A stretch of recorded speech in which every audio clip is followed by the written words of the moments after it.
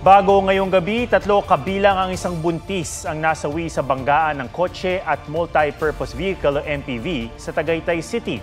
Sugatan naman ang lahat ng sakay ng MPV na mga bagong graduate na senior high school. Pinaniniwala ang lasing ang kanilang driver. May report si John Consulta.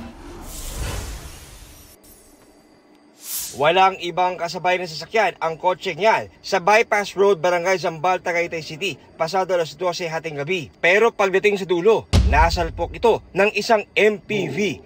Dead on the spot ang 3 sakay ng kotse, isang buntis, ang driver at isa pang hindi nakikilalang lalaki.